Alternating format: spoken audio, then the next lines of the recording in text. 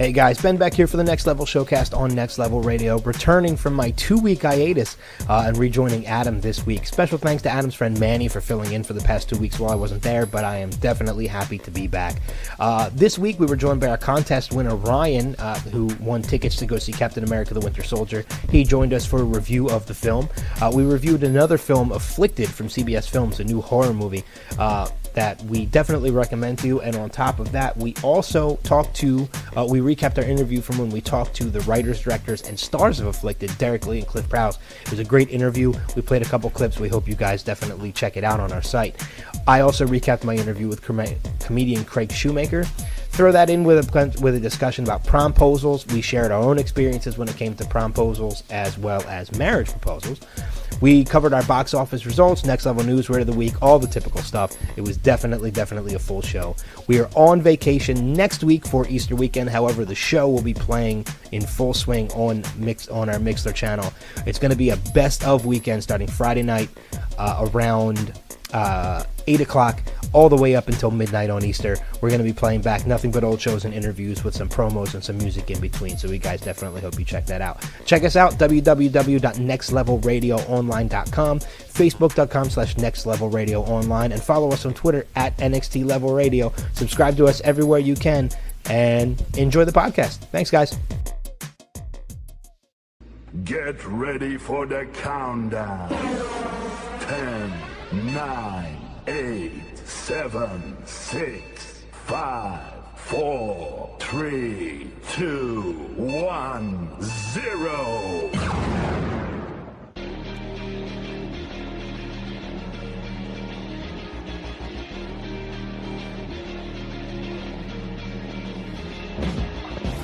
All right, it is Sunday night, April 13th. Which means it is time for another Next Level Showcast. Right here on Next Level Radio. I am Ben Beck, back after a 2-week hiatus. Yes. Hiatus. Sickness and vacation. And vacation, yeah. So, it wasn't the same without you. It's good to be back, but you know what? Special thanks to your buddy Manny for filling in for those 2 weeks. So that was huge.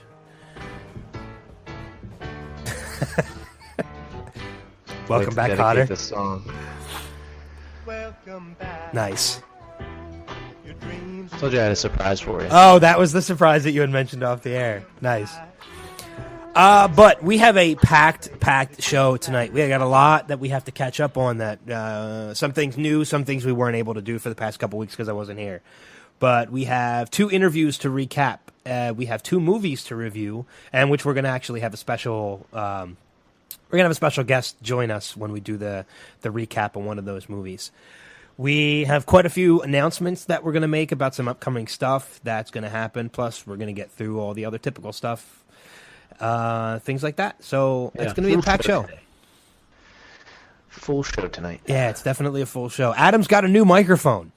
That's news right there. Yeah, how do I sound? You sound good.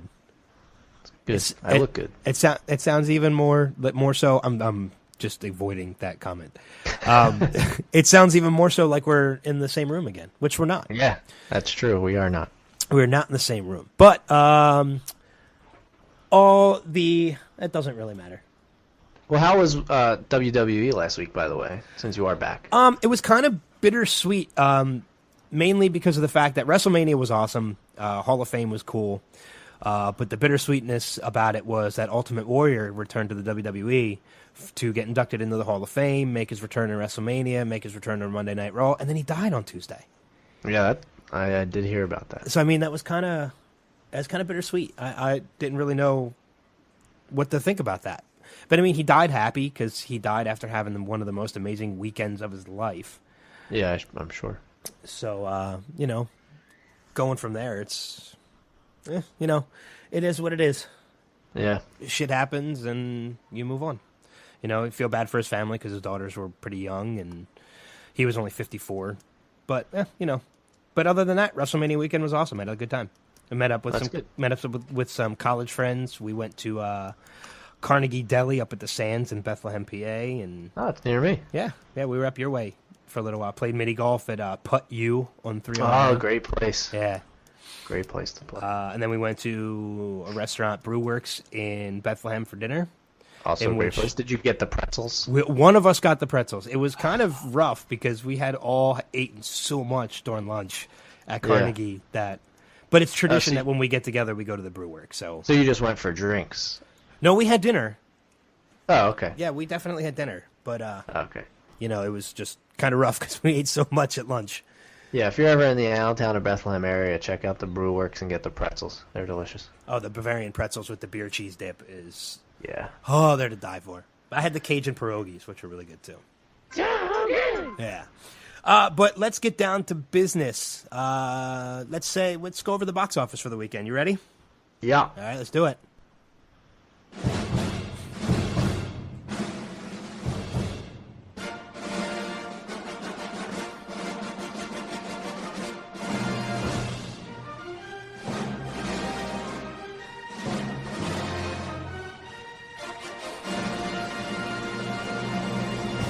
All right, so what do you got for us for the box office this weekend?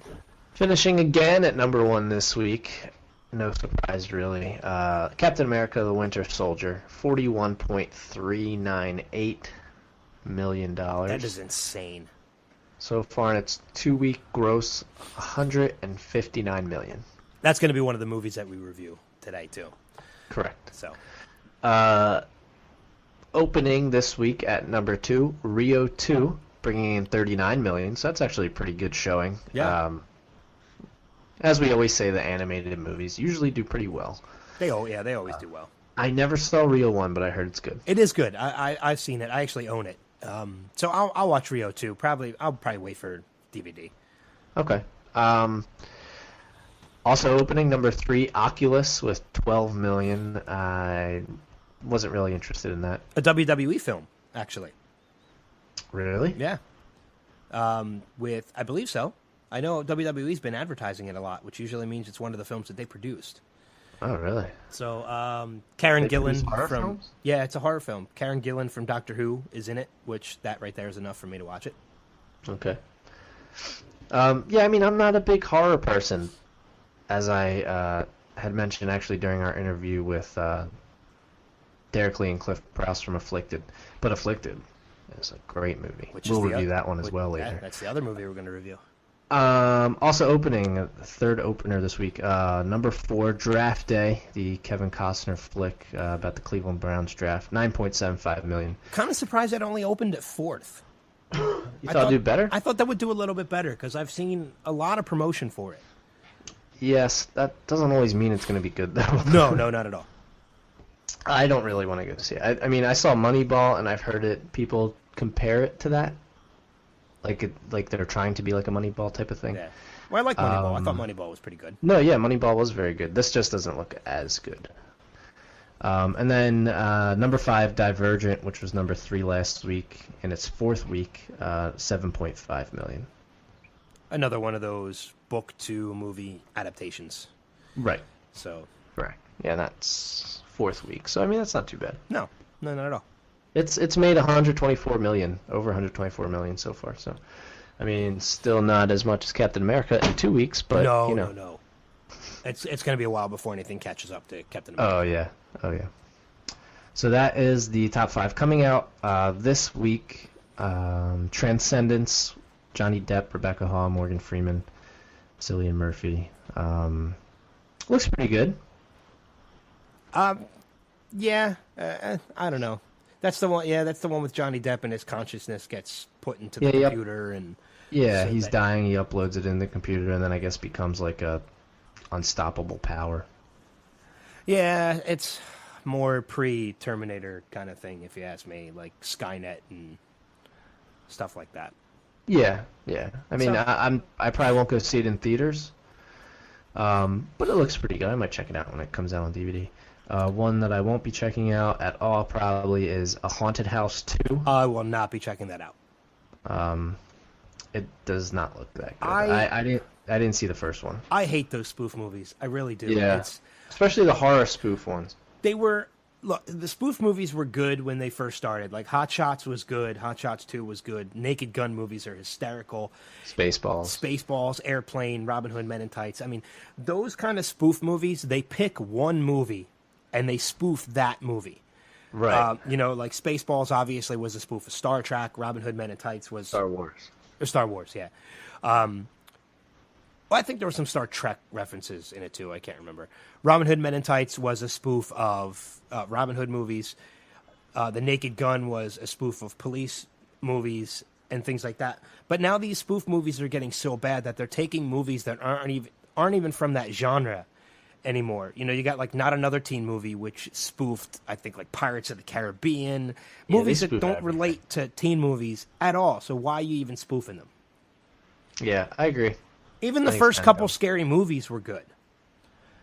Yeah. You know, the first 2 or 3. I think I saw the fourth one. It wasn't terrible, but it wasn't terrible. Progressively got worse. But now, you know, like you have these spoof movies now, they just take everything and throw it into one movie. And, you know, what was even the point of spoofing, you know, of naming the movie what they did? Because you didn't even spoof that thing. Right. You know? So yeah. I think the spoof movies are dumb now.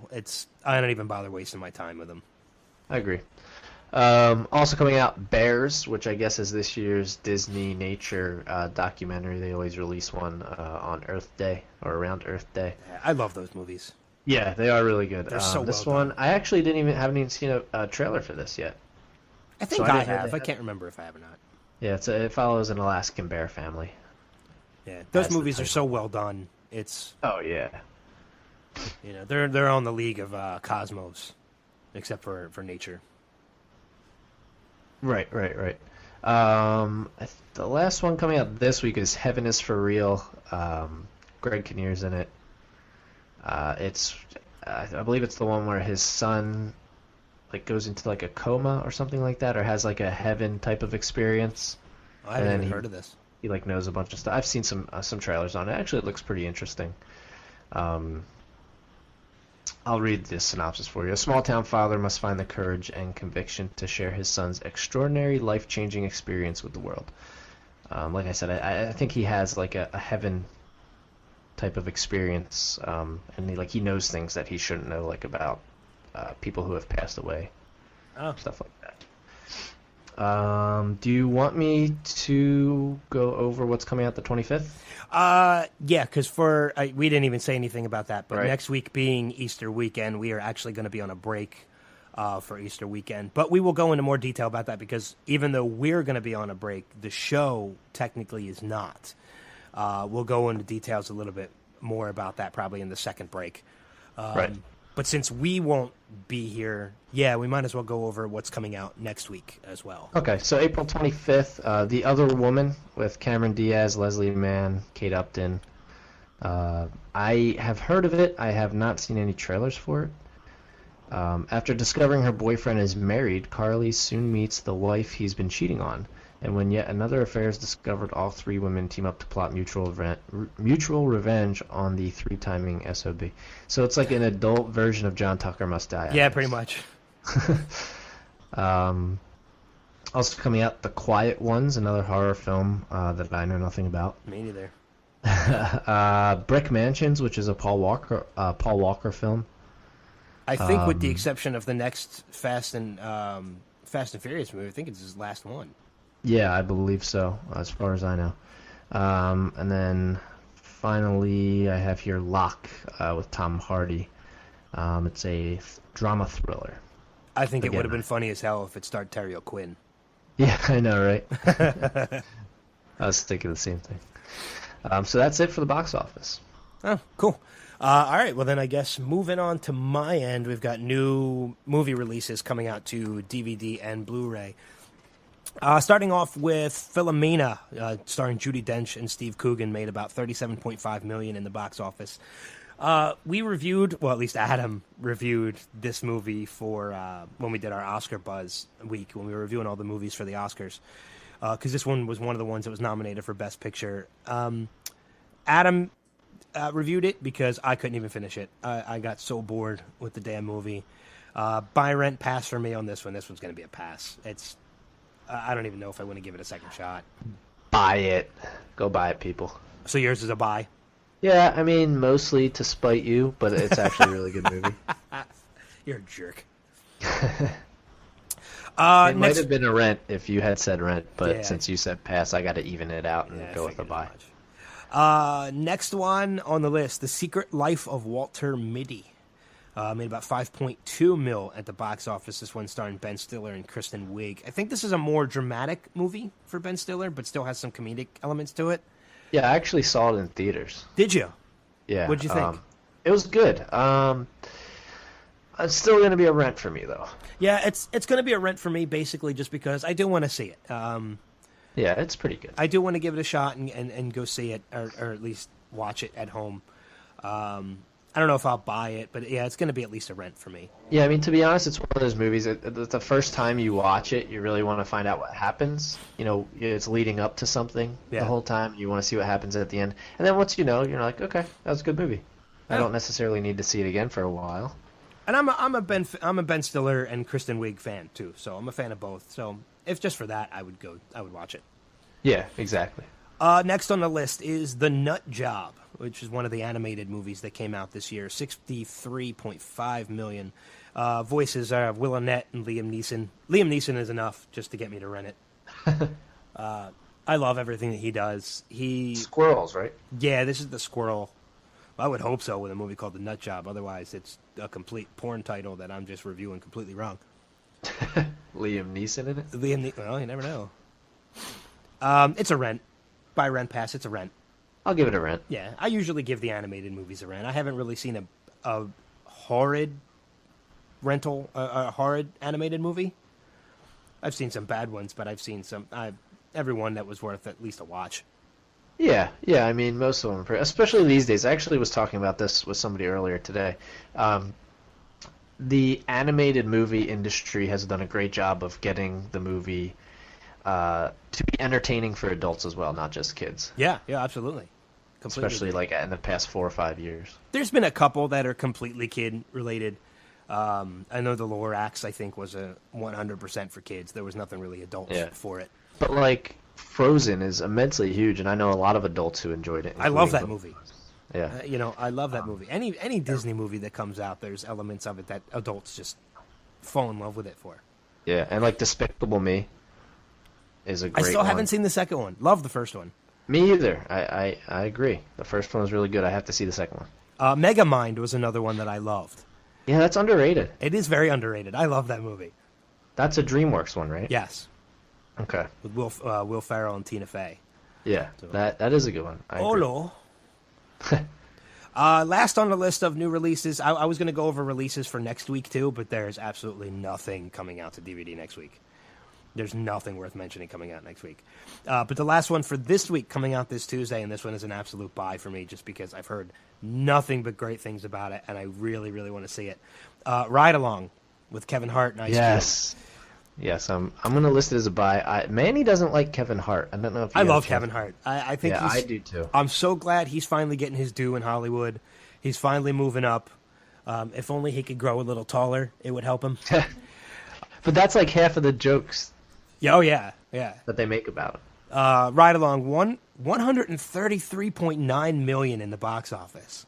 It didn't do that well on Rotten Tomatoes, though, right? No, I don't think it did, but you got to remember, too, the Rotten Tomatoes rankings give 2, and we usually go by the critics one. And I don't really... Right.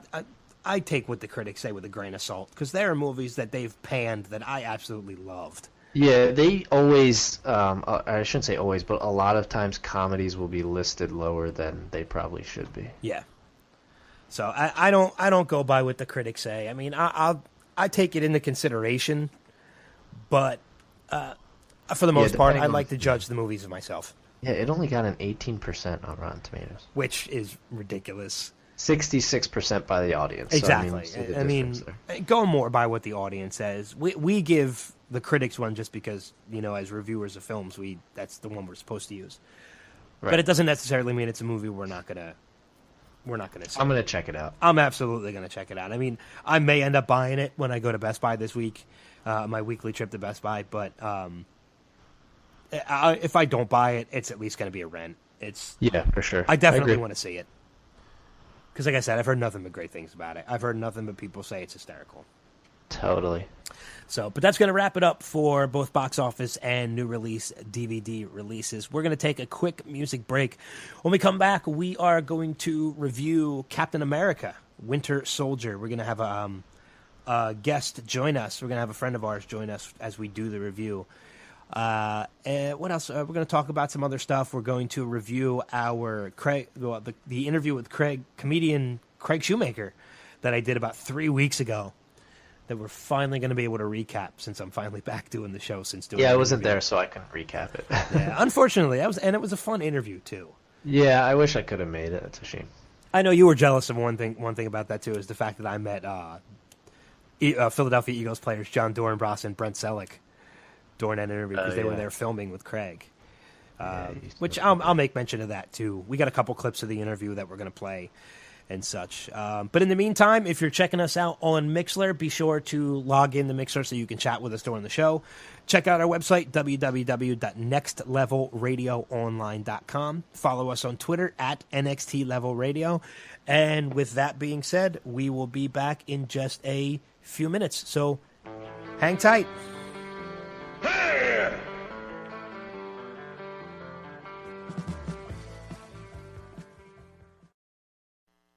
I brought you to the Library of Congress. Why? Because it's the biggest library in the world. Over 20 million books, and they're all saying the same exact thing. Listen to Riley.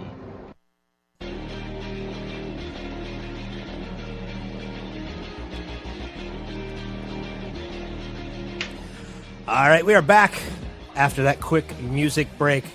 I say quick, it was about 9 minutes. There was nothing quick about it. But we are back, and we are joined this break by a guest. Our friend Ryan is joining us. Our winner. Yeah, he was our contest winner when we did the tickets, when we gave away the tickets for Captain America. So yes, thank you very much. Yeah, no problem. Don't be nervous, Ryan. Always nervous. Yeah, we're just live on the air. There's nothing to be nervous about. Yeah. We're professionals about this. Really? No. No, not at all. No, thanks for having me on. Yeah, no problem, man. Glad to have you on. I mean, we were glad you were the person that. I mean, I know people are going to hear that you're a friend of ours and you won the tickets. People are going to think we rigged it, but you know, you legit did everything that we asked you to do. You were constantly, sharing our page. You were retweeting us on Twitter. So I mean, you did everything you needed to do, and you won. I did. Might as well. So yeah, far away, you had the most entries by far. Yeah. So every time I thought about it, it just seemed to be a new day. But, on that note, all three of us have had the opportunity to see Captain America, the Winter Soldier. And only one of us had to pay for it. Yeah, that's right. Because I didn't have to pay when I went because my brother-in-law, we take each other. Like, I took him to go see Thor when it was his birthday, and he took me to see this, so I didn't have to pay for it either. Yeah, I was the only one that had to pay for it. Sucker. I actually went by myself, too. I went by myself, which I don't have a problem doing. Yeah, nothing wrong with that. I mean, because you're not supposed to be talking during the movies anyway, so... Yeah. I agree. But like I said, all three of us had the opportunity to see it, and I think it's pretty safe to say that all three of us loved the movie. Yeah. Yeah. So, I mean, on a scale 1 to 10, we can go around the board. We'll start with Ryan. Ryan, what'd you think? Scale 1 to 10. Well, I'm going to preface this by saying when I saw the first one, I thought the first one was a little corny, a little cheesy at points. It wasn't my favorite movie. But when I saw the previews for this one, I was actually real interested to see it. And when I went to see it, I thought it was unbelievable. I'd easily give it a 10. 10 out of 10. Oh, yeah.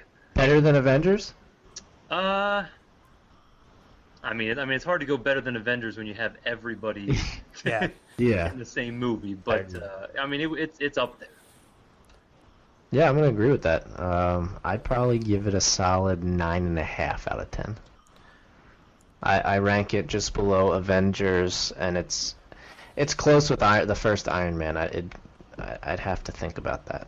See, I take when it comes to Avengers, I keep Avengers in a category all I can't even talk, all on its own. I don't include it really in the rest of the Marvel movies because it really does stand alone as everything else. I mean, Right. Avengers still to this day is probably one of my favorite movies ever. It's going to be hard to top that. As far as Captain America, though, I'm on the opposite end of you, Ryan. Like, I love the first one. I didn't think it was corny as all. I think, Adam, I know you would disagree with this too. Up until Winter Soldier, I thought the first Captain America movie was probably my favorite of the individual Marvel movies. Wow. And now that I've You seen... also didn't even finish Philomena, so that tells me all I need to know. We are on two completely different scales when it comes... You're comparing Captain America to Philomena? No, but I'm saying, like... I don't know. The first one was okay, but, I mean, when you look at this one, it doesn't compare. I mean, I gotta say, and I know your wife, Andrea, agrees with me, Captain America, best Avenger. She just likes Chris Evans. All girls like Chris Evans. Yeah, that's true. Yeah. Except in the first half of the first one. Yeah. When he's really skinny. I don't know. Just like all guys like Black Widow. Yeah, that's a good point. Yeah, I kind of have to agree with you on that one. And Anthony Mackie in this movie was awesome.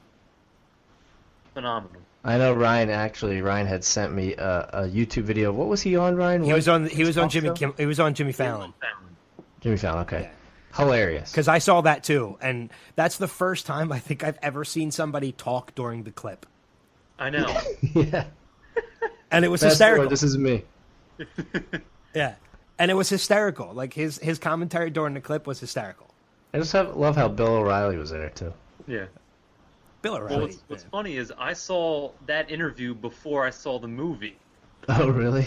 So while I'm watching the movie, all I hear is him talking when he's talking during his clip. During that clip. That's all I'm thinking about is his commentary. And I'm laughing through the whole scene. Oh yeah. Have you seen which? I guess Ryan, which of the recent Marvel movies have you seen? Avengers related. Avengers related, I have seen all the Iron Mans. I've seen the first Captain America. I've seen the Avengers. I didn't see any of Thor. Oh. I saw none of Thor. You gotta check that out. Now, it seems like by me not seeing Thor, I've really missed nothing. Kind of true. But other than maybe the main villain of Avengers, but other than that. Yes. Which I kind of got that while watching it. But Right. Yeah, because is there any more I'm missing? Because those are the ones I've seen. Incredible Hulk or Hulk. Oh, I've never seen the Hulk. Yeah, Hulk with Edward Norton kind of ties into it. Yeah. Which Even was though it's good. a different Hulk. I like that one. No, yeah, it was good. I think Mark Ruffalo makes a better Bruce Banner. Yeah. Than anybody who's ever played him in the past.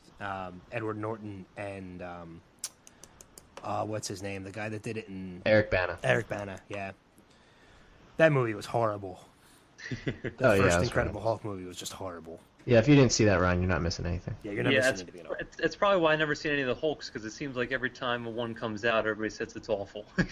Well, the last one wasn't. Hulk was... Or which one was the last one? Incredible Hulk or Hulk? Incredible Hulk. Incredible Hulk. That's the one with Edward Norton, right? Yeah. Incredible Hulk was good. It made up for Hulk, which was just horrible. Yeah, they redid the whole cast too. So, which I'm hoping there's a sequel to that at some point, because I'd like to see more development in the Bruce Banner Hulk character. Right. Everybody else is getting sequels. I know Thor's already had one. Iron Man has had two. Captain America's had one. Captain America, the third one. The third one actually is planned for the same day as the Superman Batman sequel. Yeah, I know. I which heard that. Captain America is just going to destroy it.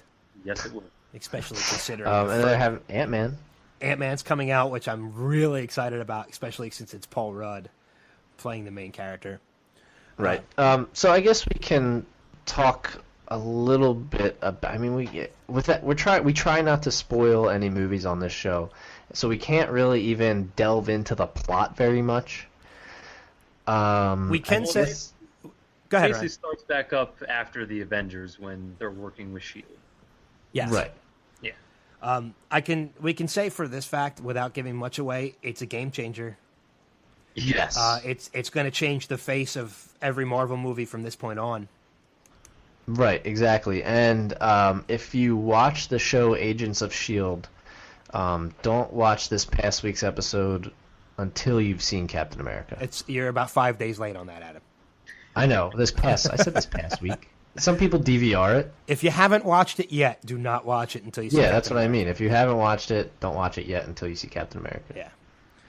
Yeah, because this past week's episode of Agents of S.H.I.E.L.D. was amazing. Yeah, they tie in together. Yeah, it was really Say good. I guess are they continuing the show? Oh yeah, the show's going to continue. Okay.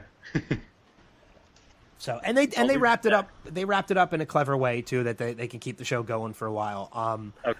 And I know for a fact that, not spoiling anything about the show, but the ending of that episode, I did not see that coming at all. I didn't until they were on the plane. When they were on the plane, I was like, oh, like I kind of said it was going to happen. But before that, like I wasn't even thinking along those lines. Gotcha. Yeah, Ryan obviously doesn't know what we're talking about. Yeah. Nope, don't watch the show. It's very difficult to talk about this movie without spoiling anything. Because Yeah, there's so much that happens, and it all connects. Which is why I did this. I found an article about some Easter eggs and extras that Marvel had put into the movie. So I'm going to read the ones that don't spoil anything. Okay. Okay. The first one is at some point the name Stephen Strange is mentioned in the movie. So there was talk about a Doctor Strange film, and there were some rumors about casting. But this is the actual first reference that Marvel has made of Doctor Strange. There's actually another reference in the movie that I picked up on as well. For Doctor Strange? No, not for Doctor Strange, for another Marvel character that has actually never been brought up as far as getting their own movie. I don't know. Do you have other ones on that list that were mentioned? Well, there was a character in the movie that's a Marvel... Really? A Marvel person. Frank Rumlow. I'm not familiar with that one. The guy who was like...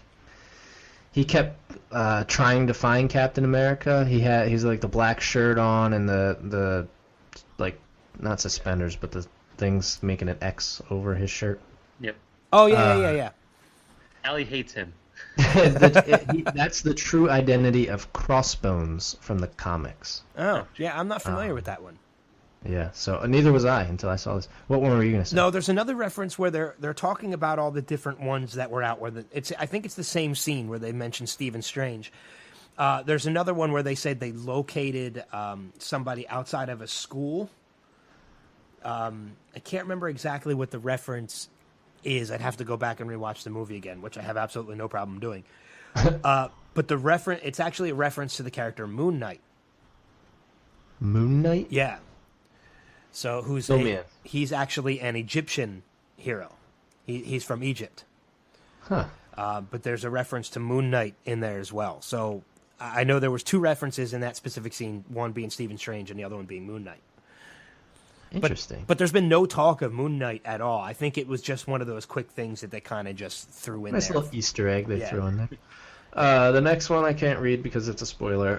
The one after that, though, the agent who is, I'll just say an agent that is close to Captain America, but you don't know she's an agent until like a little bit into the movie. Yes. You know what I'm talking about? Agent 13 is her name. Her name is Sharon Carter. Yes. Does the last name ring a bell? Well, she's Peggy Carter's niece. Which, if you remember, Peggy Carter from the first one is Captain America's love interest. Yes. Well, she also founded the Avengers. Or S.H.I.E.L.D., sorry. She's one of the founding members of S.H.I.E.L.D. Peggy Carter, yes. Along with Anthony Stark. Yeah, and these next two I can't read because they are in the after credits scene. Oh, yes. And there's two after credits scenes. This is the first one. where there's a couple of Marvel characters that you see. Oh, we're gonna have to talk about. Oh, yeah. Never mind. We don't have to talk about that. I know what it is. Yeah. They're tie-ins to the sequel to Avengers. Correct. Yeah. Now, I don't know if you picked this up. I know during the movie I did. When they're walking through the Smithsonian, going through the Captain America, Exhibit.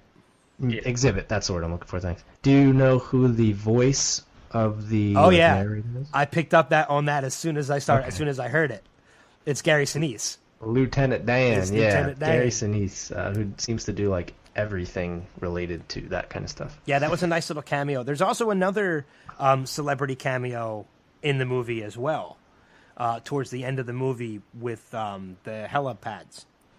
Other than Stanley. Yeah. But he is in the movie as usual. He puts himself in all his movies. I know. But Daniel Pudi is in the movie too. He's one of the people from the TV show Community. He's got a nice little cameo in the movie too, which I thought was great. Yeah, that is on this list. From Community. Yeah. What's that? I said he almost acted like his character from Community almost. Oh, he was totally Abed. Yeah. Yeah. It was unbelievable. Yeah. But it was great. It was great seeing him in that. I've never seen Community. Oh, you need to watch Community. Yeah, it's such a great show. And then DC Pearson, who's also he does stand-up comedy. He's the Mac store employee, which was a hilarious scene. That's a really good scene, yeah. And Marvel does that really well. They have so many comedic parts to their movies. You know what I mean? Yeah, I think that's what made this one really good. I know. I like the movies that always have just a little comic relief here and there throughout the movie. I noticed also that the movie, sometimes when fight scenes get too long, they kind of just like, all right, we'll get on with it. But I think with this movie, they made it almost like a perfect length. Like it was like it ended when you wanted to end. Yeah, there were a lot of really good fight scenes in this one. Yeah. And it made me think of Ben. It made me think of Bamford. Bamford. Yeah. Yeah, I thought the same thing when I was watching the scenes too. Like, damn, these are kick-ass too. I wonder who the stunt guy is on these. It's so weird. Once we start talking to certain people, like how our wavelengths change. Like we start thinking about other things now. Yeah, your perspective completely changes. Yeah. And if you haven't heard our James Bamford interview, go to nextlevelradioonline.com/interviews. Yeah, you can find the interview there. Yeah. Also, if you do remember, in the movie, in the very beginning, where he first meets Anthony Mackie's character, what the hell's his real name? Sam Wilson. That's right. Yes. The Falcon. When he meets his character, and he's talking about, I guess it was a Marvin Gaye soundtrack that he wanted him to listen to catch up. Yeah. And he writes it down in his little notepad, and you can read some of the stuff on his notepad. Well, what you read is different than what they read in the United Kingdom, which is different from what they read in Spain, and different from France and Australia.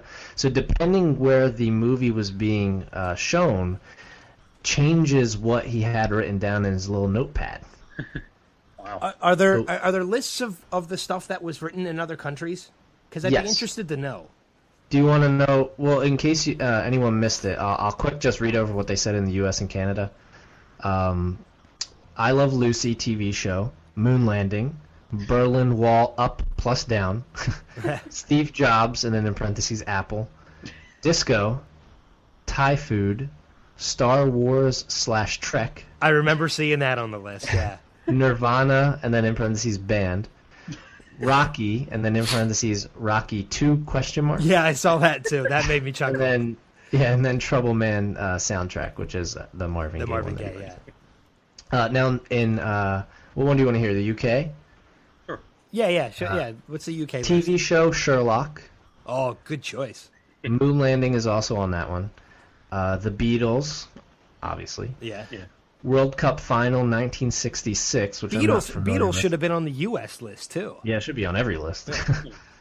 Sean Connery, and then the last ones are the same: Thai food, Star Wars, and Trek, and all that. Actually, it looks like Spain, the last ones are the same as well, just the top ones are different. Rafa Nadal, who is the tennis player, and then some stuff in Spanish, so I'm going to skip that one. And then France is a bunch of stuff in French. Also, Daft Punk is on there. The Fifth Element is on there. Really? And then again, yeah, and the last ones are the same. Australia, New Zealand, of course. If I had to give you music for Australia, who do you think? Men at Work? Classic rock. No, classic rock. Australia. AC/DC? Yep. Okay.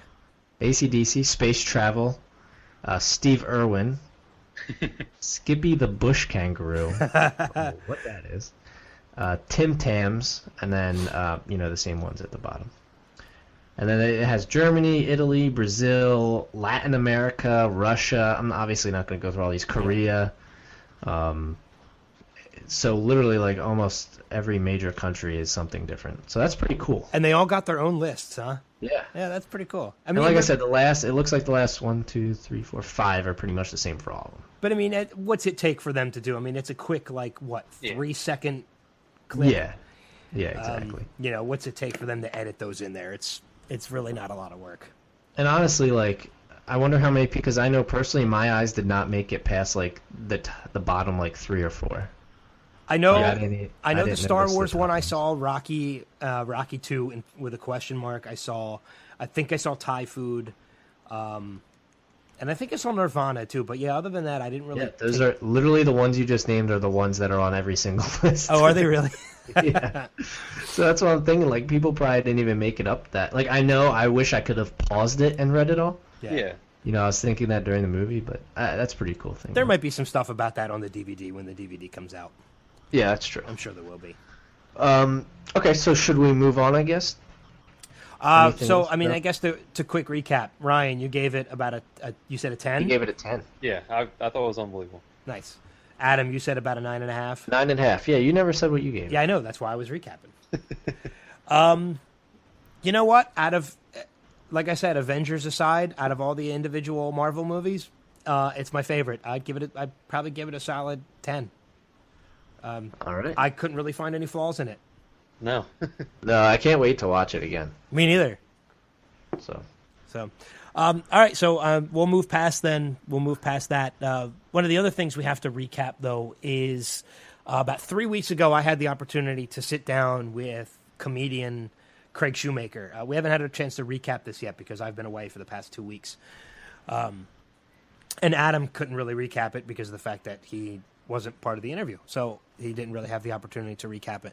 So we got to go back to that. Like I said, I had the opportunity to sit down with him. He was in Philadelphia area, which is where we are, for probably what's one of the last times, and I'm kind of hoping it's not because he's an amazing comedian and he's absolutely hysterical.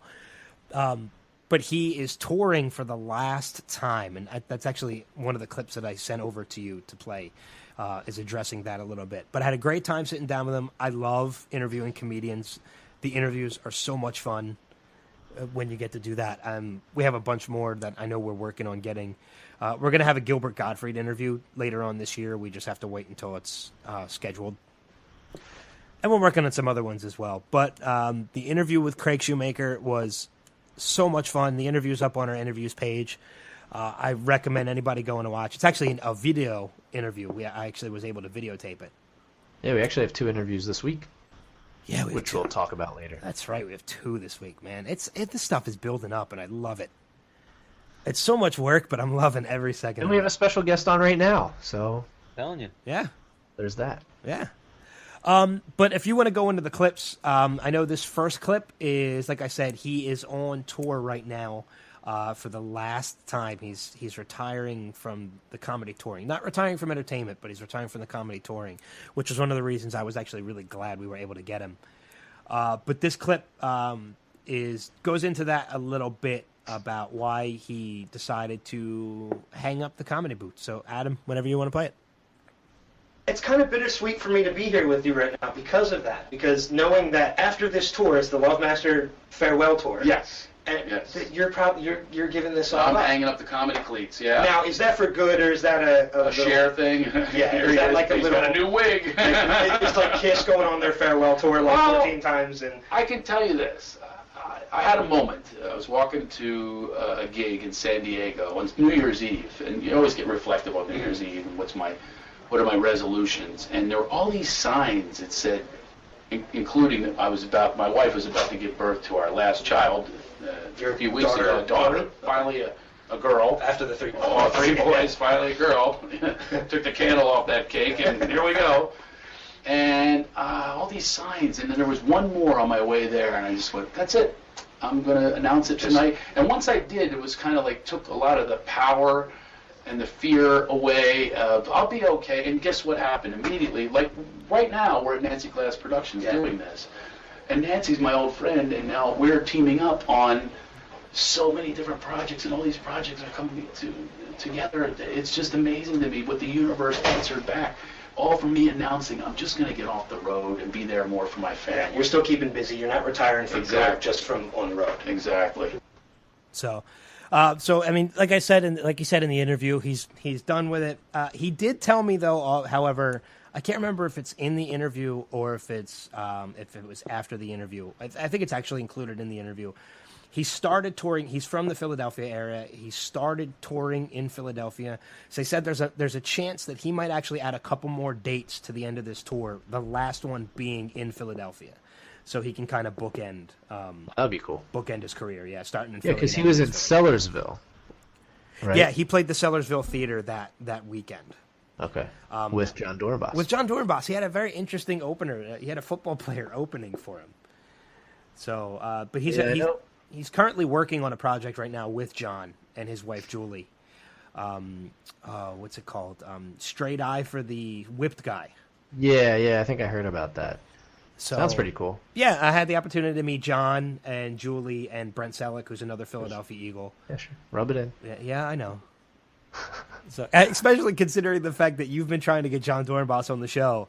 Yeah. And I got to meet him that day. And you don't even like the Eagles. I know, I don't even like the Eagles. So, but, touchy subject. The interview was a lot of fun. Very touchy. Yeah.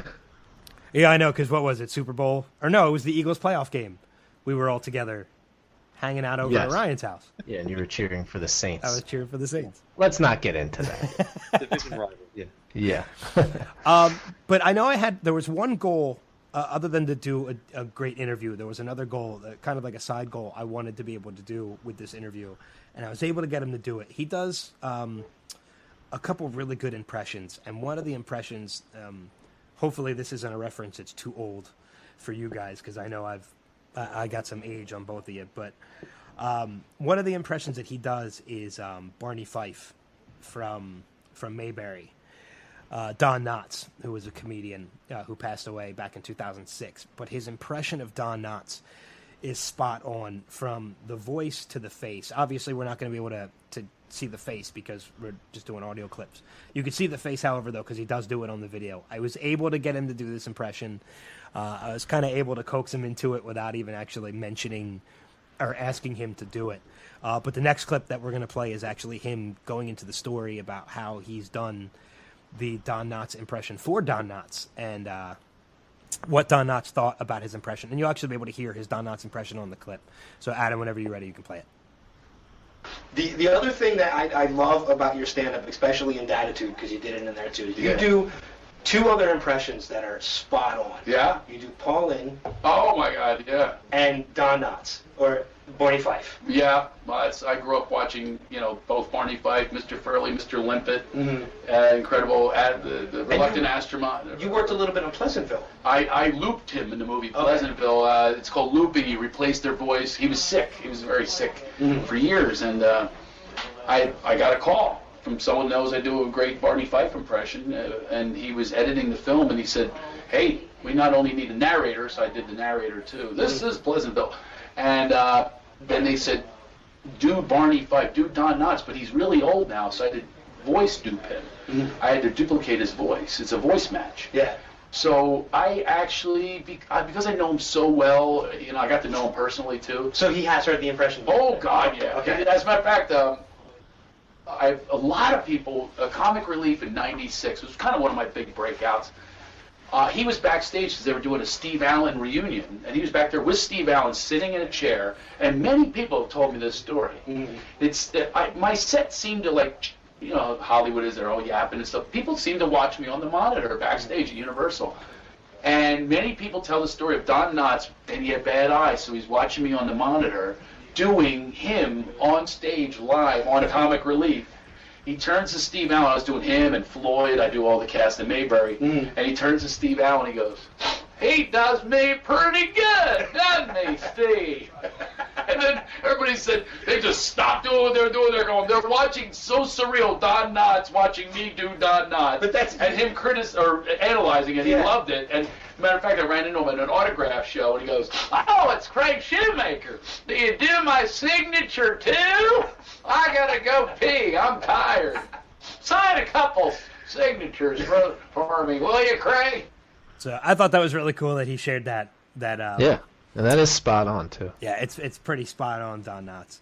When I first checked the interview out, and you guys were talking about it before he did the impression, I was like, name doesn't really ring a bell. But then he did the impression, I was like, oh.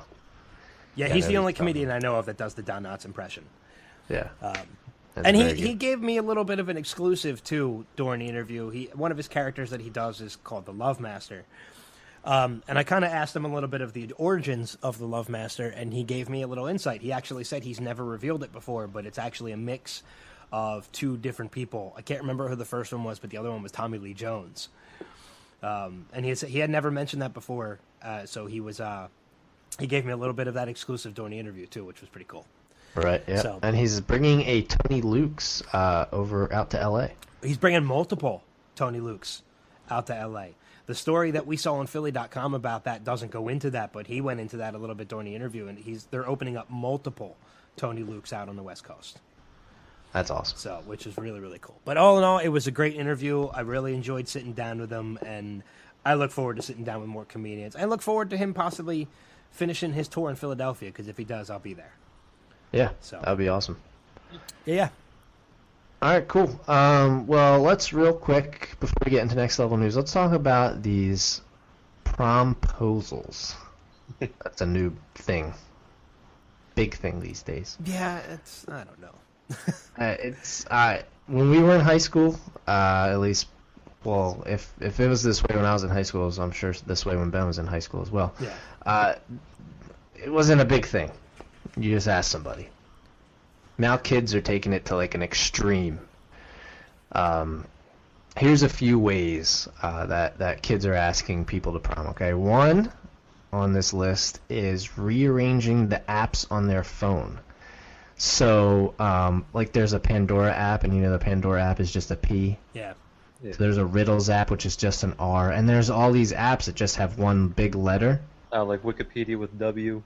Right, exactly. So they rearranged it so it said prom with Mason ? Yeah, but then what do you do if you don't have these apps that come up as letters? Well, you just probably download them on their phone real quick. Oh, so that's nice. So you're charging their iTunes account for apps well, just so you can ask them to the prom. Apps. I'm looking at these. These are probably free apps. Oh. Like a bunch of college apps. Illinois, Michigan, Arizona. Skype is free. OnStar is free. This one's crazy. Giving each other a pair of Nikes. What? This person, yeah, it was a shoebox. They opened it up on top, on the underside of the lid. It says, "I'm so glad you walked into my life." Oh. Prom ? And there's a pair of shoes. Give them a pair of shoes. They better say yes. Yeah. Jesus, That's put out too. That's ridiculous. That's like. You better get some. Jeez. Pair of sneakers. If you're doing that, yeah. If you're doing that, that includes not only prom but the weekend after. Yeah, breakfast.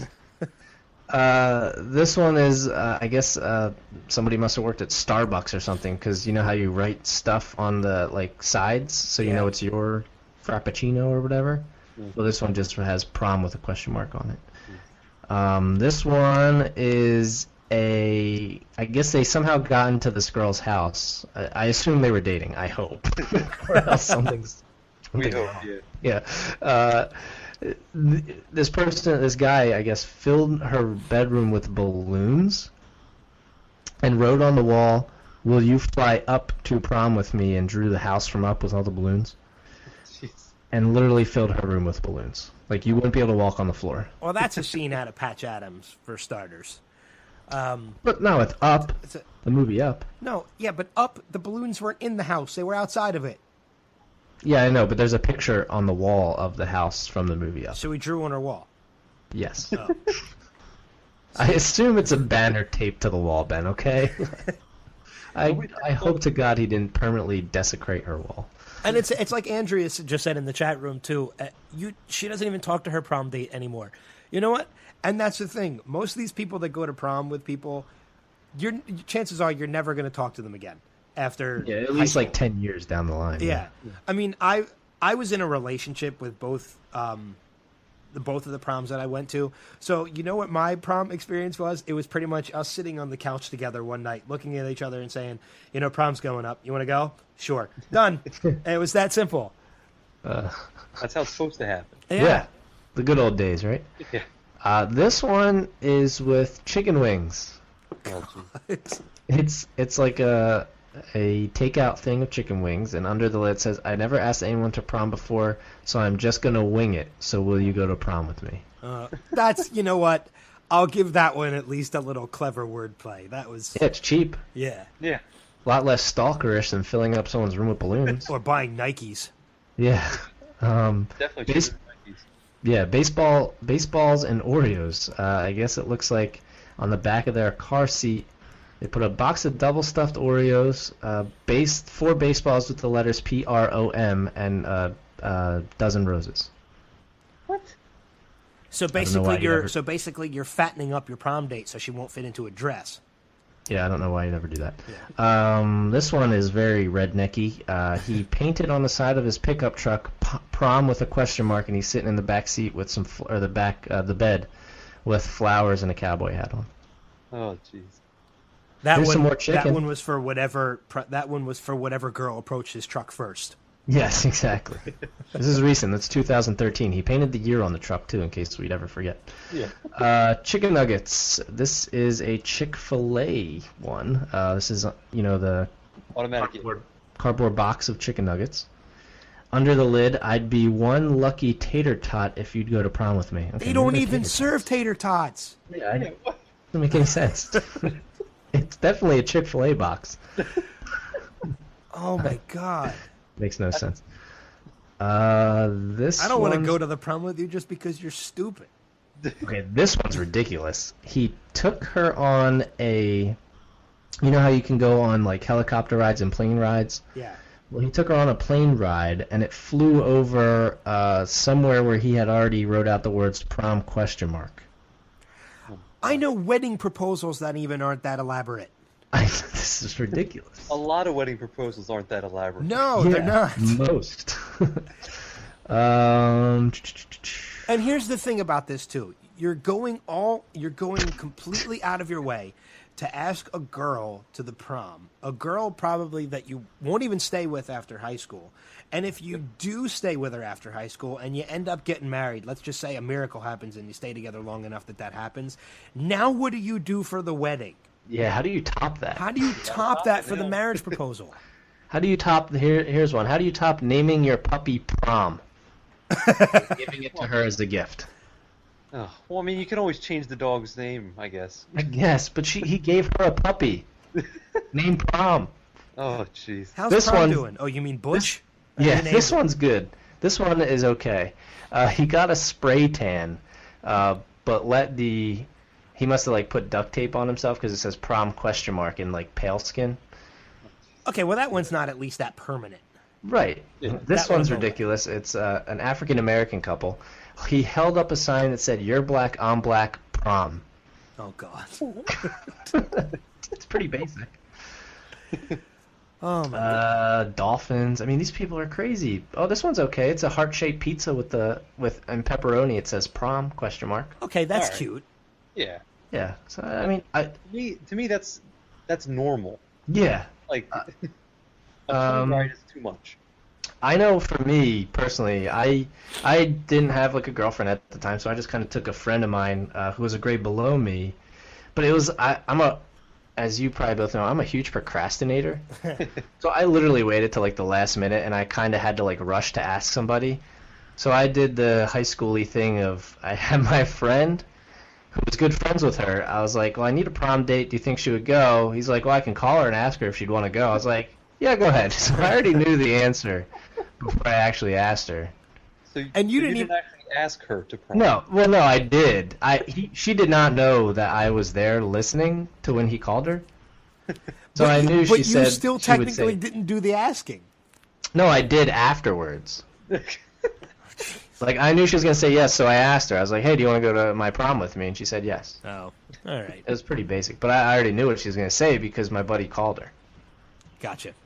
It was like basically a grade school thing that I did when I was 18 years old. So I mean, like, I know we mentioned, like, the wedding proposals and things like that. And like I said, like, some of these are more elaborate than wedding proposals. I know you guys are both married, so you guys have obviously done the proposal thing before. I've done the proposal thing before, and I'm not married, so we won't even delve into that demon. You know, but, I mean, there's ways... I would think elaborate proposals like this would be for weddings. Yeah. Like, you know, because marriage is forever, or at least it's supposed to be. Prom is for one night. Yeah.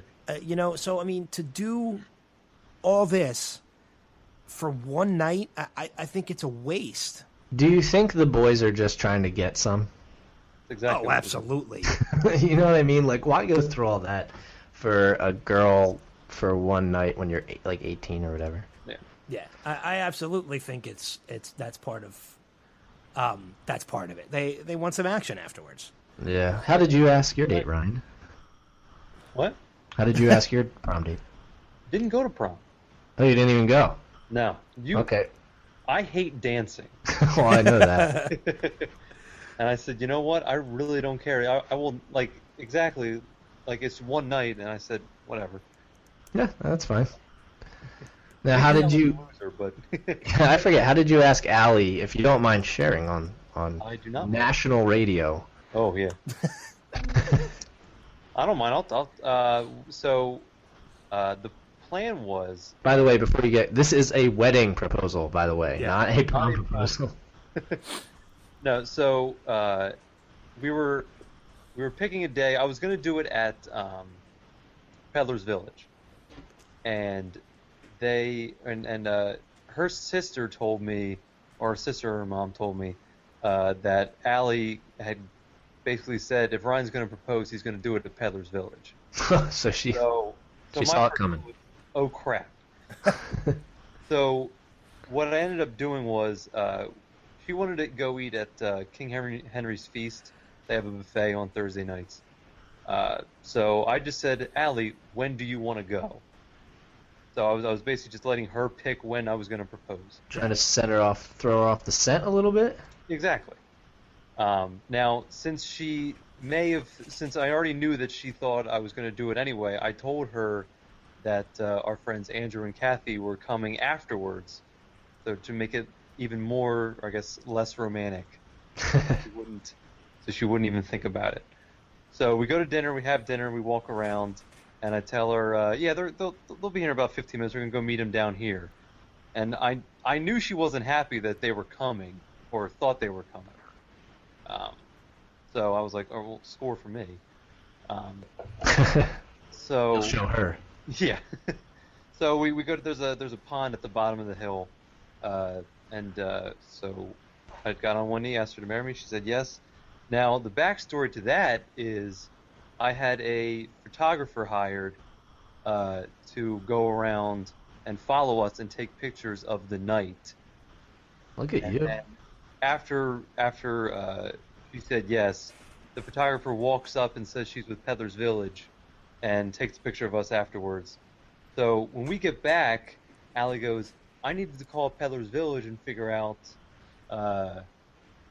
who this photographer is that works for them so I can get these pictures. So she calls and they're like, we don't have anybody working that's taking pictures. So I had to wait between November or beginning of December 6th, I believe, till Christmas when we gave her a book of the pictures. She was very She was confused as to who took the pictures. Some stalker. Who has these pictures of us? Some person with a fetish. Yeah. Excuse me, can I take your picture? I work with Peddler's Village. Oh, these pictures look good. Yes. I'm gonna take these home. That's awesome. Yeah. Well, I guess I made you tell, so I'll tell. Might as well. Yeah. We were going down to Florida, to where my grandma had lived for a few days, and we are gonna make a day trip to the Magic Kingdom at Disney World. And I know you both know this. If anyone knows my wife, she's a huge Disney fan. Just a little. Yeah. I couldn't tell. I honestly couldn't tell. So, I think we were going down June 3rd or something, and maybe a few weeks before we went down, I'm like, you know what? I'm gonna ask her to marry me. So, Memorial Day was the only day that I was off and she was working, so I went down to ring shop. So this is 4 days before I proposed, and I had bought the ring. So we went down there, and I got to tell this because I'm sure you had this, Ryan. When you have the ring with you, it is the most nerve-wracking, however long. Oh yes. You don't want it to fall out. You don't want to lose it. Yep. So we're getting ready to board the plane, and I'm like, there's no way I'm checking this thing. Yeah. So I had it in my carry-on. Yep. We're waiting to board the plane. We're in line, getting ready to go on the plane. I get pulled out of line for a random screening. Oh, that sucks. So they open my bag, and she's looking through. I'm like, I swear to God, if she finds this, I'm gonna flip. Well, luckily, I had it buried in between a couple sweatshirts, so she didn't find it. So that was one thing where I was sweating bullets. The next is it was a Friday. We go to Magic Kingdom, and it's Florida, but I'm like, and we always bring one of those over the shoulder, drawstring bags. I'm like, well, how am I gonna where am I gonna put it that I'm not gonna lose it on a ride, and she's not gonna find it? So I put it in a sweatshirt and put it in the bag. Now this is Florida in June. So she's like, why are you bringing a sweatshirt? And I'm like, you never know. You never know. So it did rain that day, but I literally would not let her carry the bag at all. And I had not planned it at all, as far as when and where I was going to do it. So throughout the day I was thinking when should I do this? When should I do this?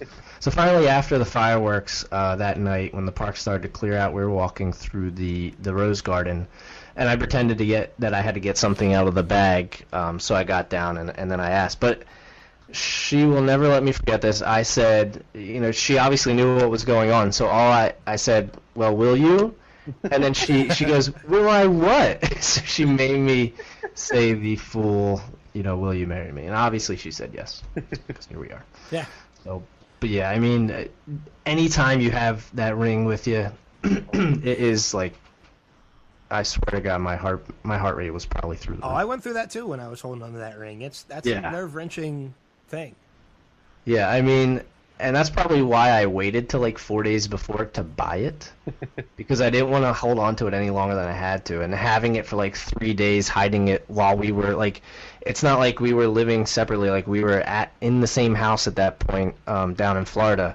So I'm like, if she has to go into my bag for anything, she's gonna find it, and then just freaking out. Yeah. Now I gotta ask, because this is something that I did, and I don't know if either one of you two did it, and I think it's something that's kind of, not everybody does it anymore. It's something that used to be done. Did you guys ask permission from the father? Yes. Okay, you both did. Okay. Because I know I did too, and at the time that I was getting engaged, my ex-fiance's parents lived in Florida. So I had to travel in order to ask. Oh, you did it in person? Oh, yeah. I wasn't going to do it over the phone. I did it on the phone. Oh, you did it on the phone? Yeah, well, I did it while we were, the morning of, I called her dad while she was in the shower, and we were down in Florida. Do you want to know how long before I asked her parents in May? I proposed in December. Jeez. I had only met my ex's parents one time before I asked. Wow. Her and I were together for over a year, but I had only met them once. Yeah, I guess if they live in Florida, yeah, you don't really see them often. I had met them a couple times afterwards, obviously, but but I never. I had only met them one time before I had proposed, and the one time that I had met them was a really cool, spontaneous experience. I was, as long as you don't mind me telling this story. Okay. She went to school up here. Her parents lived down in Florida, and this was before 9/11. So this was at the time where you could still walk somebody to the gate before they flew Right. home. You know, if they were flying, you could actually walk them to the gate and watch them get on the plane.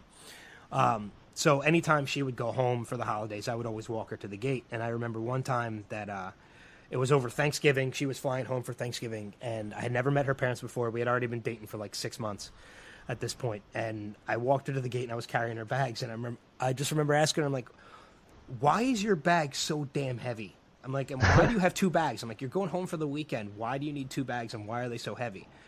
She's like, oh, I just got a lot of stuff I'm taking home. I'm like, all right. I'm like, okay. I didn't think anything of it. Took her to the check-in gate, and the woman at the check-in gate handed her 2 tickets. I'm like, why do you have 2 tickets home? She's like, oh, this one's yours. I'm like, what do you mean this one's mine? Nice. She's like, oh, you're coming home with me for Thanksgiving. I'm like, Nice. really? I'm like, how? I'm Hope like, you I didn't have can't. I'm like, I plans. can't do that.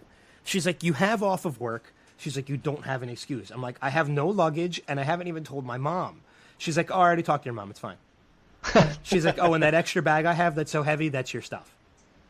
I'm like, so you packed the bag for me. I'm like, okay. So playing devil's advocate as I was, I'm like, okay, so now what do I do about my car? I'm like, my car's in the parking lot. She's like, oh, my dad already said he's going to pay for the parking.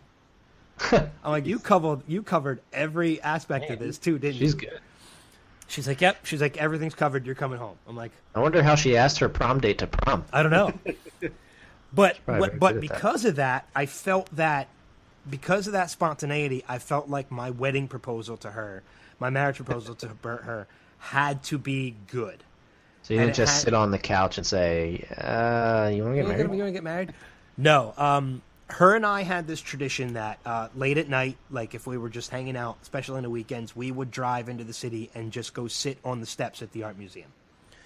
And we would just sit and we would just talk. And occasionally friends came with us. Occasionally, most of the time, it was just her and I. And anytime we were there and the fountain was working, because the fountain doesn't work all year. Yeah. If the fountain was working, she would take off her shoes and get in the fountain and kick around. And I never did it. She would always ask me to get in the fountain with her, and I was like, no, I don't want to get in the fountain. I'm like, I don't want to get my feet wet. I'm Ben like, gone wild. yeah, I'm like, I just don't want to do it. I'm like, so have a good time.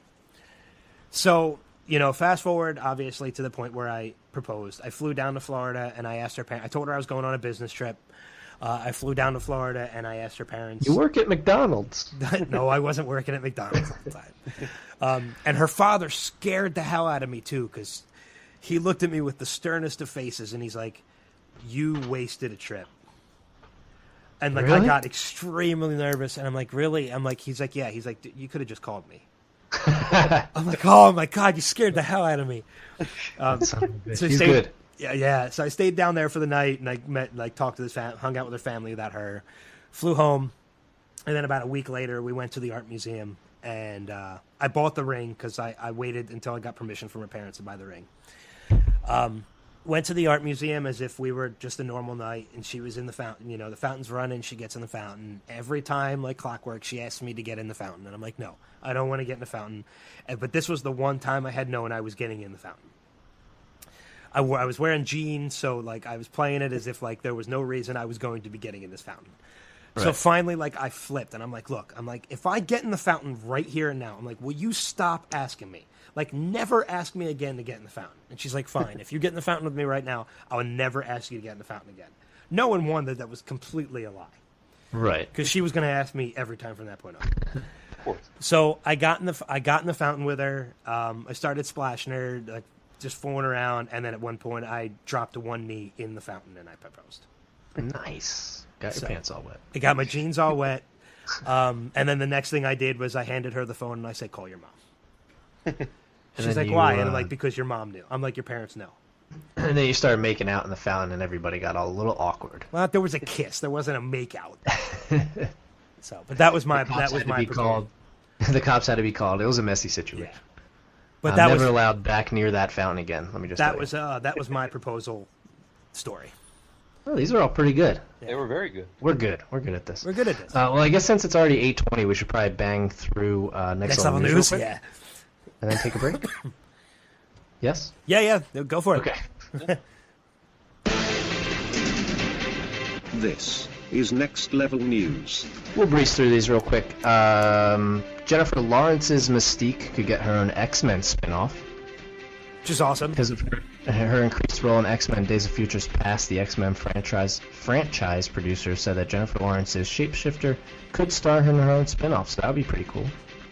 Big fan of the Mystique character. Yeah. Tina Fey and Amy Poehler are going to reunite for a new movie. They're great. They're great together. Yeah, Universal has confirmed to BuzzFeed that the Queens of Comedy and real-life best friends will share the screen once again in The Nest. So the movie's called The Nest. Yeah, they were awesome with the Golden Globes. Co-hosted them twice. Oh, yeah. Both hilarious. Netflix is going to begin or has begun streaming in 4K. The second season of House of Cards and some nature documentaries are now in 4K HD. Is it really time for this yet? I mean, I haven't even heard much about 4K TVs. Right, yeah, I mean, very limited. Apparently the Netflix 4K is even, the access is very limited. It's limited to TVs with Netflix and HEVC/H.265 decoding capabilities built in, which I know nothing about that. So in other words, a lot of numbers and anything, it's something that none of us have yet. 5 TVs in the world can probably watch it. Yeah. Yeah, it's 4K TVs are really expensive too, aren't they? Yeah.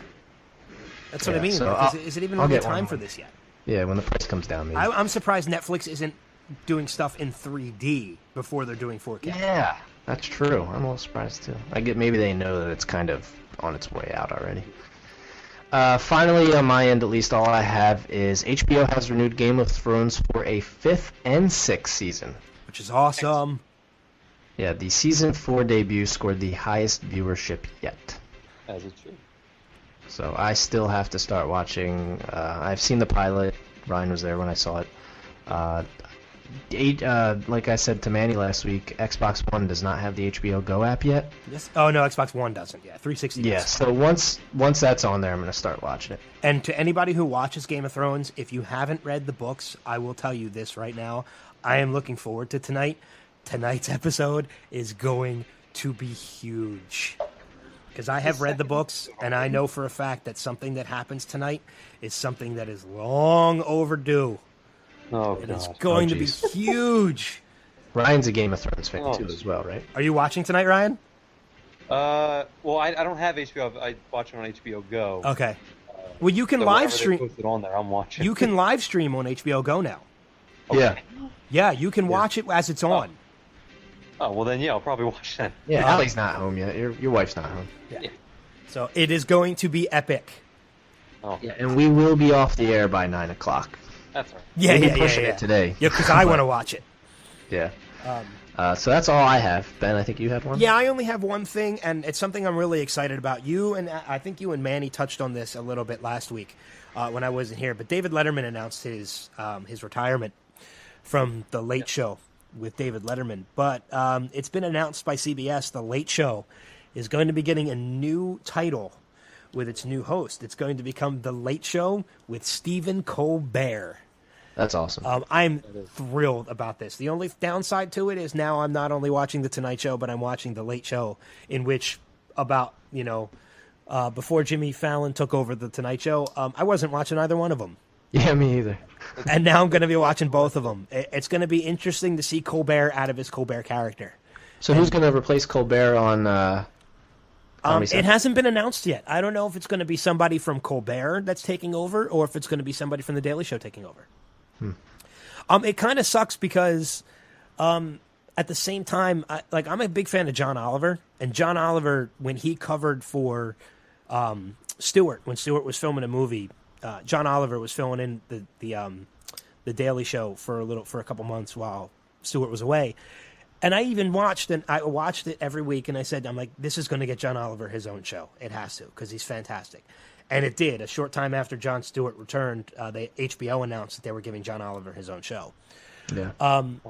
And it sucks that had they waited just a couple more months till all this happened, John Oliver probably would have been the next person to take over the Colbert Report. Yeah. Right. I'm sure they'll add like one of the writers or something like that. Yeah. I think it's going to be one of the people that does like his correspondence from the Daily Show. That's how that's how Stephen Colbert started. Right. He was a correspondence reporter for Jon Stewart, and now I think somebody from Jon Stewart's probably going to be moved over to the Colbert Report. Right. Yeah. So. Well, it's going to be awesome. Yeah, it's going to be great. I have to tape. What was that? There's something else I have to tape. Yeah. I know. Well, I watched them both on Hulu. The Late Show's not going to be on Hulu because it's a CBS show, and Hulu doesn't cover CBS shows as of yet. Right. So yeah, I'm going to have to find a way to watch it, but it's not going to be till next year. So we got plenty of time. We got time. Yeah. Yeah, we do. Plenty more time for the Colbert Report and for the Late Show. So. Well, Ryan, thanks for coming on. Hope you enjoyed your free movie passes from our contest. Absolutely. So, and it doesn't exclude you. We're going to be announcing when we come back after Easter, we're going to have a big summer giveaway that Adam and we still have to work out the details before we announce it, but we'll have everything worked out by the time we get back. It's a contest that's going to run all summer, and believe me, it's not movie passes. It's a lot bigger than movie passes, so it's definitely going to be worth people's time to do what we're going to be asking of you. Spoiler alert, it's a Ferrari. I hope you mean a Matchbox car Ferrari. Yes. Because I don't even own a Ferrari. I wouldn't own one anyway. all our cars combined don't even equal the price of a Ferrari. It doesn't even equal the gas of a Ferrari. I was going to say all of our cars combined couldn't even probably change a tire on a Ferrari. Yeah. We couldn't pay for the insurance. Yeah. Exactly. So, but yeah, we'll have a big contest announcement when we come back after Easter. As I said earlier, next week we will be off the air, but the show will not be. I'll explain that into the next break. We'll go into more detail about that in the next break. But for now, let's take another quick music break. Ryan, thanks again for joining us, man. Yeah, thanks for having me on, guys. So, all right, we'll take another quick music break. And when I say quick break, we're only going to play one song this time because we want to try and be done by 9 o'clock as typical. But when we come back, we will recap our interview with Derek Lee and Clif Prowse from Afflicted. We're going to review Afflicted because Afflicted was awesome. We'll have our Weird of the Week and such and more. So we'll be back. Stick around. Bonjour.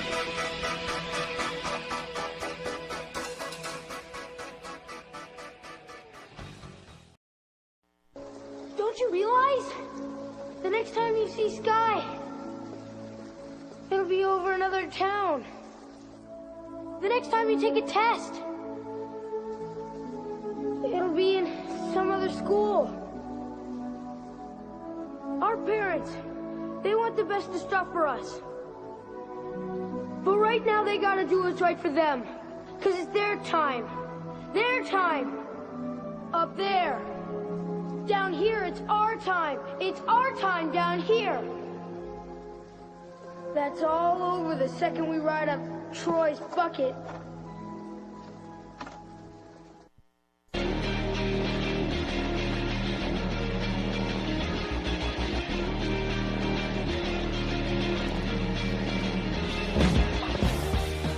All right, we are back. As I said, a quick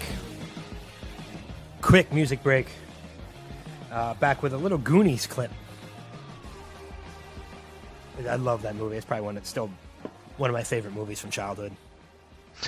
You have seen that movie, right? Not in a while. Okay, at least you've seen it. Yeah, I'll have to watch it again, though. Yeah, it's a great movie. And I heard there's actually a rumor that they're going to be making a sequel. Really? Yeah, I know Richard Donner, who's the director and the writer of the first one, it's been rumored for a while, but I think he's been trying. He wants to bring everybody back and make a sequel.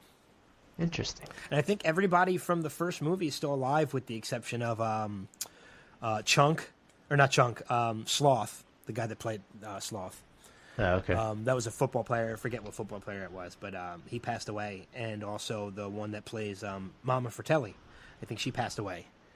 Too. Huh. Everybody else, I think, is still alive. Joey Pants is still alive, obviously. Well, had a pretty big cast, so. Yeah, all the kids are still alive.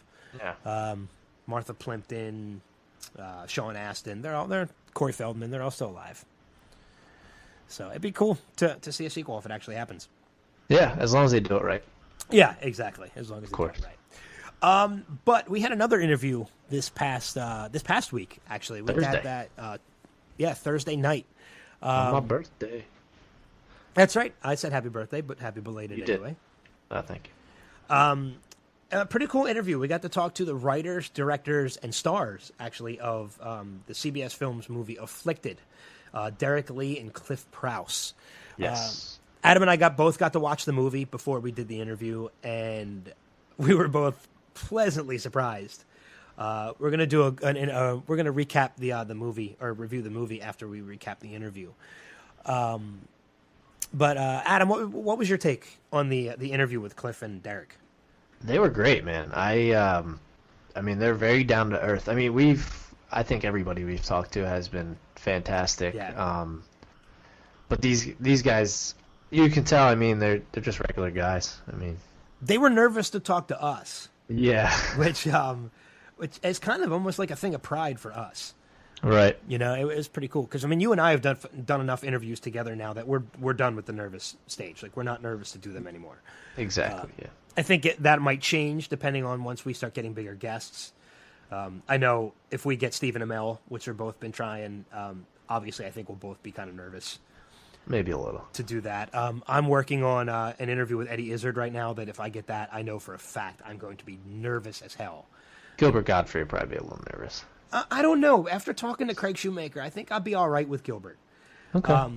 Eddie Izzard, however, though, I've been a huge fan of his for a long time. He is in my top 3 bucket list comedians to see, which I'll get the chance to see him in May when he's in town, and that's when we're trying to score the interview. But yeah, it was really cool that Clif and Derek were kind of nervous to talk to us, and but I mean, I agree. They were fantastic. They were great. They were so down to earth. You know, they were laughing. They were, we were laughing at stuff they said. They were laughing at stuff we said. Yeah, man. I mean, it's like just talking to regular guys at like a bar or something. And I kind of related to them a little bit too, because this was the first time they had ever done promotion for a movie. It was their first time ever making a full-length movie, and now they're doing the promotion for it. It's all relatively new to them, so they're loving it. They're living every second of it and loving every second of it. And I kind of went through the same thing when we did our independent film. You know, it was there's certain moments when you make the film, and there's certain things that you're doing where you just kind of step back and live it all, look at it all, and be like, wow, is this really happening? Yeah. And then you do the promotion aspect of it, which we did as well, and it's all something that's relatively new, but you're kind of, while you're nervous to do it, you're just reveling in it at the same time. Right. And I mean, the movie has had huge success for being a smaller production, you know what I mean? Yeah. And CBS Films backing it's probably helped that. Oh, that's huge. That's huge for them. But I think you have clips of the interview. I do. I have 2 clips. And actually the first one is about, it opened on April 4th, so a week ago on Friday. And it only opened in select theaters. Most of everybody could view it on demand and online. So this is just about the movie opening. Now, the movie app opened last week, and from what we've seen online, as all over the place, it's getting great reviews. I know it's got an 86% right now on Rotten Tomatoes, which is huge. It's been very successful so far, at least in the small media that it's been. It's only been in select theaters for right now, and people can rent it on demand and online. Are there any plans to release it to more spread theaters, open at more theaters over the next couple of weeks? As far as we know, no. It was sort of an initial launch. And here in Canada, we've been lucky enough because we actually opened up quite wide, and we've been held over for another week, so that was really exciting. But as far as we know, so far, not in the U.S., but it is, right now, it's the #1 horror movie on iTunes, which is crazy. That's amazing, yeah.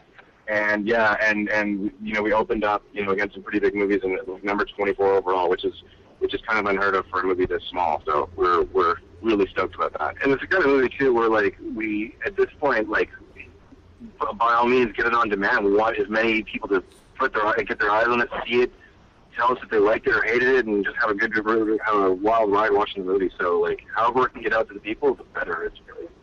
That probably helps you because, I mean, I personally, I know, and Ben is the same way as well. We don't go to the theaters all that much. It takes a blockbuster type of movie to get me to leave my house to go to a movie theater. So actually, Absolutely. streaming it was actually awesome, and you can watch it over and over again, and you don't have to wait till it comes out on DVD, and you don't have to pay, these ungodly amounts for tickets and popcorn and all this stuff, and you don't have to drag your ass out of the house. You can just sit at home and watch it. It's awesome. More importantly, you guys still make the money that you deserve for the real. We appreciate that. Yeah. When you make your first feature film, you don't really brace yourself for an onslaught of money, but we're definitely excited about getting the opportunity to make more films, and with all the critical response and then the great response online, we're so looking forward to seeing what doors open up for us. So, absolutely great reviews. Like we said during the interview, 86% on Rotten Tomatoes. Which is great for their first film. Yeah, and as he mentioned, #1 horror movie on iTunes. I mean, that's crazy. Yeah. What's even crazier is the train in the background of your house. Yes, I have all my windows shut. I don't know why it's so loud. It's going by like 6 times during the show. Yeah, it's fine. I just thought it was funny. This new mic picks up everything. Yeah, it's awesome though. Yes. Yes, it is. But yeah, it was great. Like you said, 86% on Rotten Tomatoes, #1 horror movie on iTunes, which is, for a movie that hasn't even been released in theaters, it's fantastic. I mean, I'm happy for those guys, especially even more so after talking to them. Oh yeah, and I mean, you can kind of just tell from that. I mean, they're really fun to talk to. They have a great personality, great sense of humor. Yeah. Everything like that. This next clip, I have one more clip, and it's about. They play themselves kind of in the movie. Their characters are them. So this is kind of comparing their characters to the real them. How much of your characters are actually true to the real you? I mean, I know you guys have known each other for a while, but other than that, yeah, I mean, basically the backstory of Derek in the movie is exactly the same as in real life. We met each other when we were 13. And, we've been friends ever since in making movies. And when we were starting this process, our whole thing was, look, if you want the movie to feel real, the best thing to do would be to take a genre movie and just drop it into our actual lives and use as much of ourselves as possible. So, I think our core personalities, I'm definitely more of the worrywart. I'm sort of a bit more of the technophile, geeky one. Derek is a world traveler. He's traveled all over the place. We try to keep those core parts of our personalities, basically in keeping with who we are, and then we could just push it further, because obviously we've never been in the crazy supernatural life and death situations that we find ourselves in this movie, but ultimately we just want to know that, okay, if I were, I'm going to ground it in my personality. And now if it happens, you're prepared, kind of. Exactly. Yeah, exactly. We've done this before. I mean, they're, and you had mentioned, I think, in the interview, I think that makes the movie even a little bit better, is that it's very relatable. Oh yeah, I think it absolutely helps, the fact that they play themselves. It makes the movie a little bit more believable, and I think it makes it easier on them too. It makes almost the acting easier, because they don't have to be somebody that they're not. Exactly. Yeah. So those are the only 2 clips I had, but. Do you want to get into the review of the movie now, real quick? Yeah, I mean, we might as well, because I definitely want to push people to go check out this movie.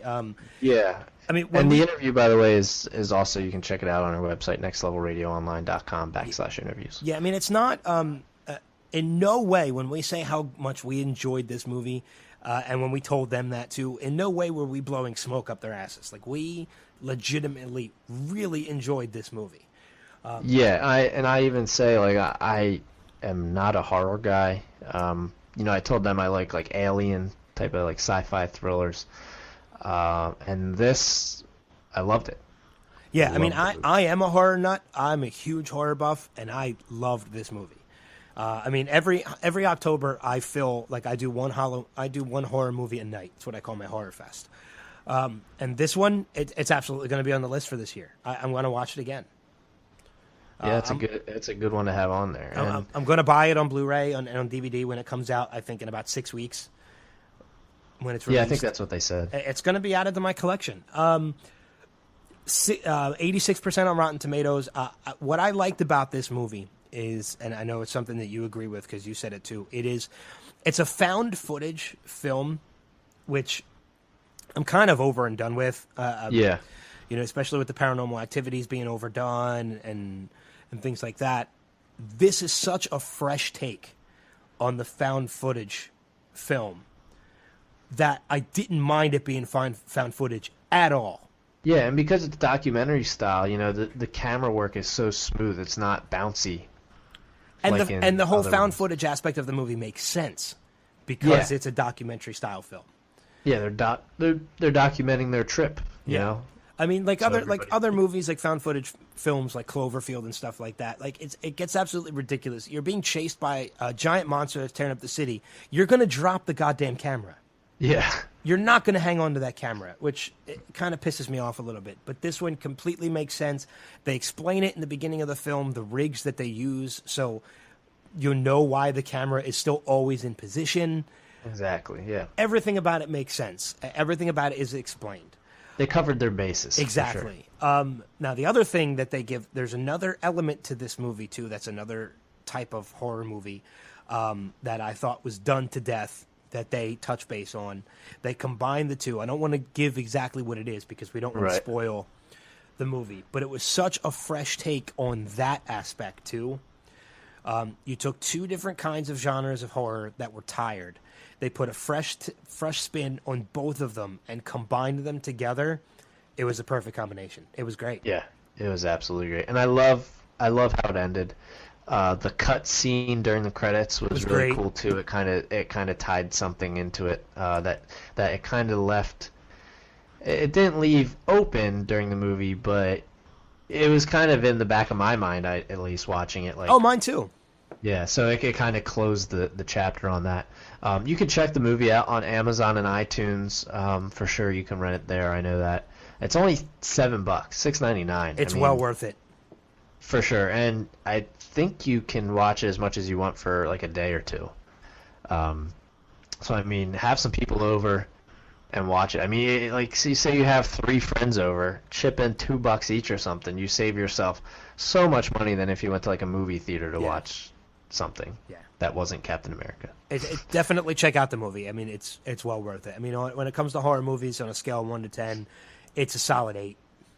Yeah, I actually I'm gonna give it an 8 as well. Yeah, it's a solid 8. I'm not a horror fan, so. It's a great movie. Check it out.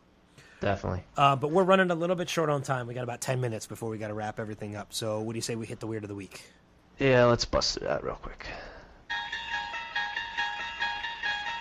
And now the Next Level Showcast presents the Weird of the Week. In the interest of time, I'm only going to do two stories this week. First one being a small plane landed on a golf course at Still Meadow Country Club. This is from just today, I think it looks like, in Ohio. State Highway Patrol says a single-engine plane was forced to make an emergency landing on a golf course in southwest Ohio.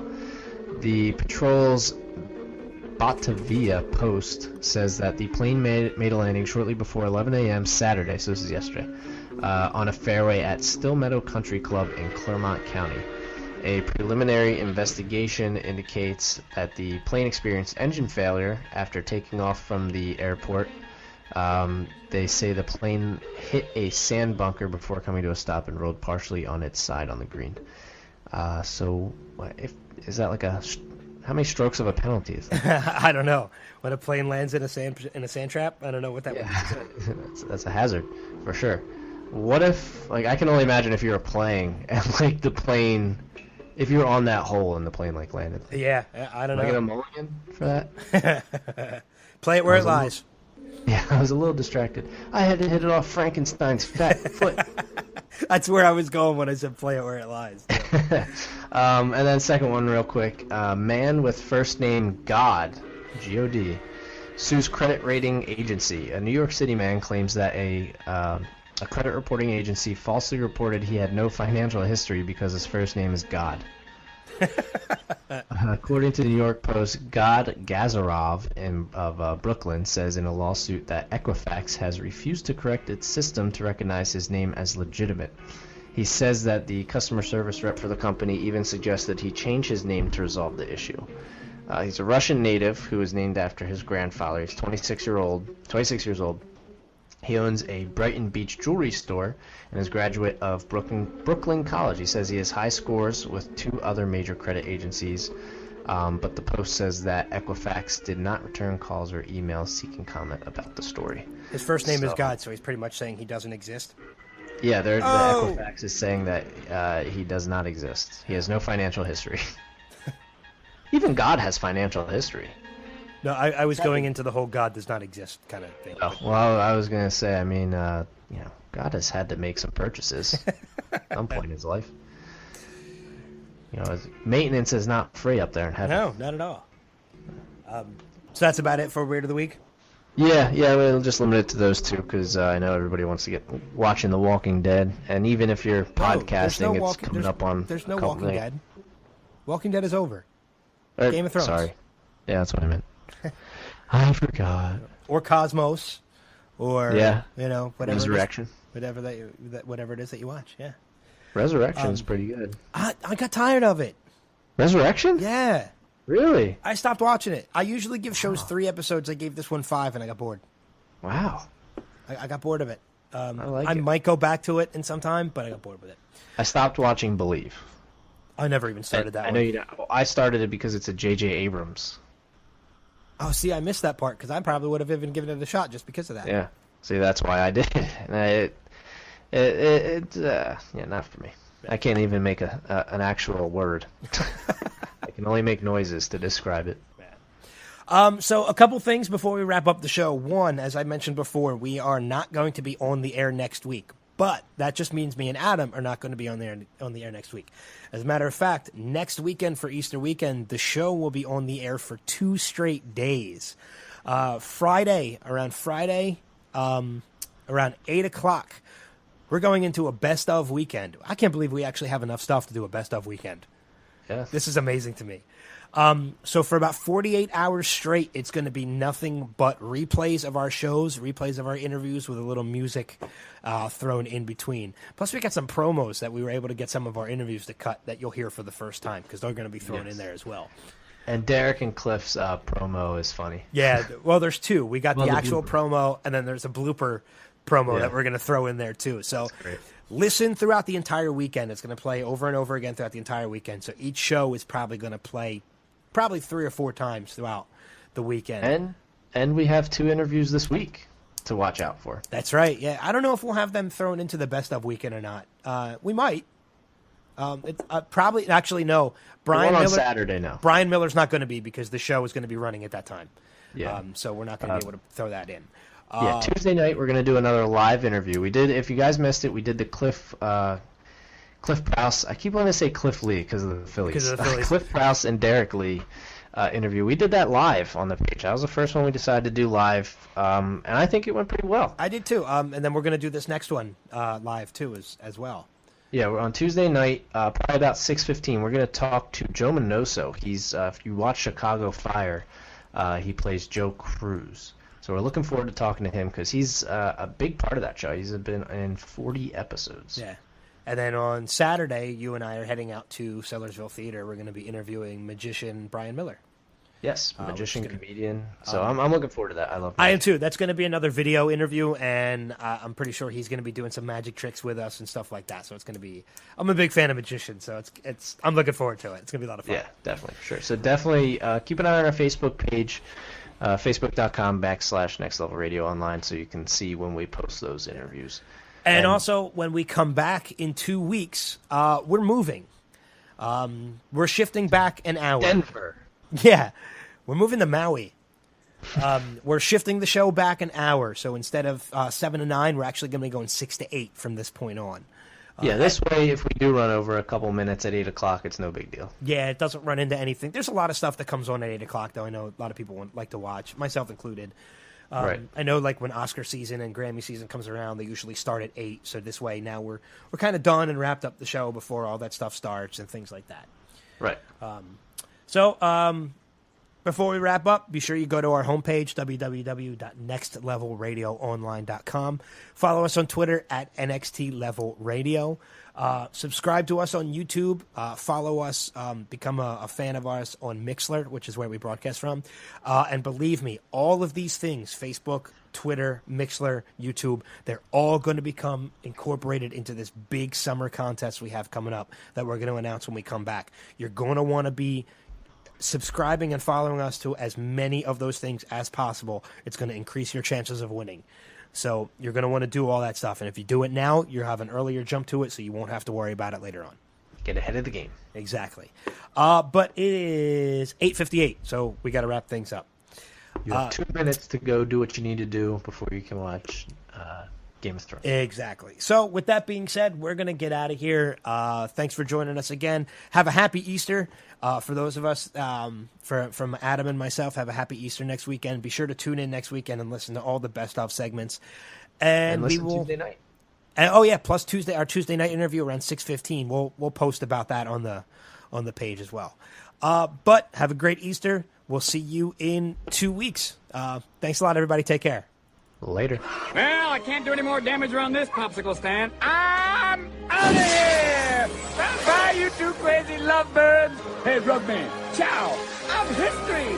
No, I'm mythology! Nah, I don't care what I am! I'm